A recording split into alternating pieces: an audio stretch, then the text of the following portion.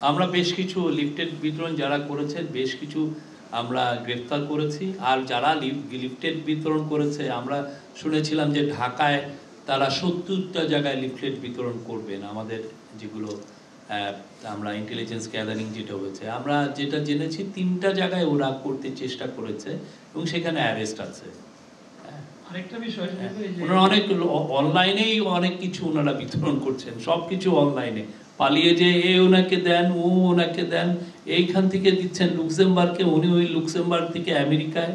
ওনাদের কাজই হচ্ছে অনলাইনে। এখন কি চুরির টাকা তো কিন্তু না কিছুভাবে তো ব্যয় করতে হবে।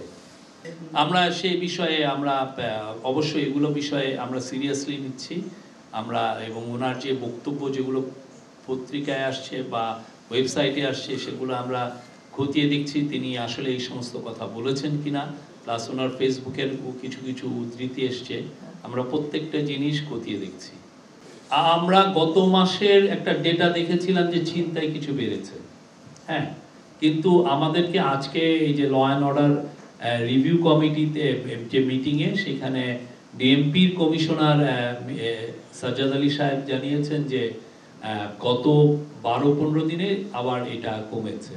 আমরা স্পেশাল কিছু মেজার নিয়েছি, স্পেশাল টহলটা বাড়ানো হয়েছে, পুলিশের মধ্যে মনোবল ফিরে এসছে এবং আমরা নিশ্চিত যে এটা সামনে এটার আরও রেজাল্ট আপনারা দেখবেন। তো একটা মিটিং হয়েছে, হাই পাওয়ার মিটিং, সেখানে চিফ অ্যাডভাইজার উনি এটা প্রিসাইড ওভার করেছেন এবং মিটিংয়ে হোম অ্যাডভাইজার ছিলেন, তারপরে special assistant to chief adviser Khodabakhsh Chowdhury সাহেব ছিলেন, হোম সেক্রেটারি ছিলেন, র্যাবের চিফ ছিলেন, ডিএমপি চিফ ছিলেন, পুলিশের চিফ ছিলেন, কোস্টগার্ডের চিফ ছিলেন, বিজিবি চিফ ছিলেন, ওনারা সবাই ছিলেন এবং এইটার উপরে আমরা একটা প্রেস রিলিজ দিয়েছি।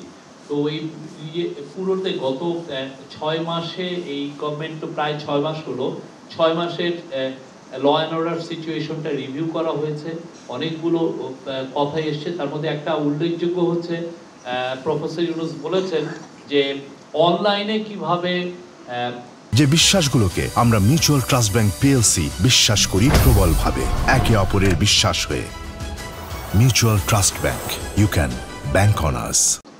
এফআইআর মানে ফার্স্ট ইনফরমেশন রিপোর্ট, যেটা আমরাকে বলি যে প্রাইমারি কেস, এটা কিভাবে ফাইল করা যায় সেটার বিষয়ে উদ্যোগ নিতে, এবং এটা খুব শীঘ্রই আপনারা শুনবেন যে এটার উদ্যোগটা এসছে।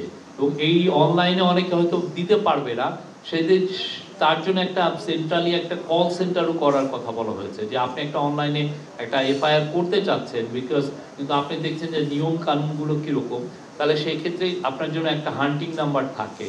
আপনি যেমন 999 আছে আপনি যে কোনো কমপ্লেনের ক্ষেত্রে, এখানেও একটা বিশেষ নাম্বার থাকবে, সেখানে আপনি 111 হতে পারে, আপনি ফোন দিলে আপনাকে ওরা গাইড করবে যে কিভাবে আপনি কেস করবেন।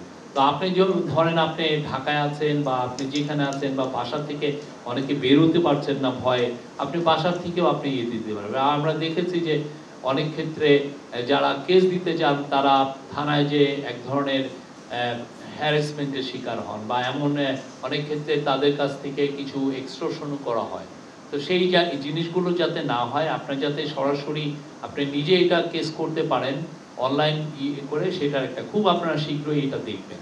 আরেকটা হচ্ছে যে প্রফেসর ইউনুস বলেছেন কমান্ড সেন্টার করতে বা কমান্ড ইনফ্রাস্ট্রাকচার, সেটার ফলে যেটা হচ্ছে যে আপনি জানেন যে অনেকগুলো ল অ্যান্ড অর্ডারের সিচুয়েশন তো অনেকে দেখেন, যেমন নদী কেন্দ্রিক বা কোস্টালের প্রায় 30,000 স্কোয়ার কিলোমিটারের ওয়াটারওয়েজ বা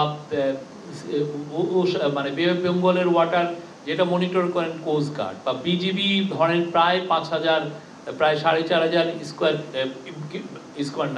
কিলোমিটার বর্ডারটা ওরা দেখেন। তারপরে পুলিশ আছেন, সবার মধ্যে যাতে কোঅর্ডিনেট করে, র্যাব আছে, বিজিবি আছে, ডিএমপি আছে বা অন্যান্য সমস্ত সিটিগুলোতে যে মেট্রোপলিটন পুলিশ আছে, সবার সাথে কোঅর্ডিনেট করে একটা কমান্ড স্ট্রাকচার থাকবে, সেখান থেকে যাতে খুব intensively law and order situation 24/7 যাতে মনিটর করা যায়। কিছু একটা হলে যাতে সমস্ত রিসোর্স নিয়ে গভর্নমেন্টের ল অ্যান্ড অর্ডার সংক্রান্ত যতগুলো এজেন্সি যাতে কাজ করতে পারে, সেটার জন্য একটা কমান্ড সেন্টার করার কথা বলেছেন। মূল উদ্দেশ্য হচ্ছে ল অ্যান্ড অর্ডার সিচুয়েশনটা তো ইমপ্রুভ হচ্ছে, যারা আরও একটু ইমপ্রুভ হয়।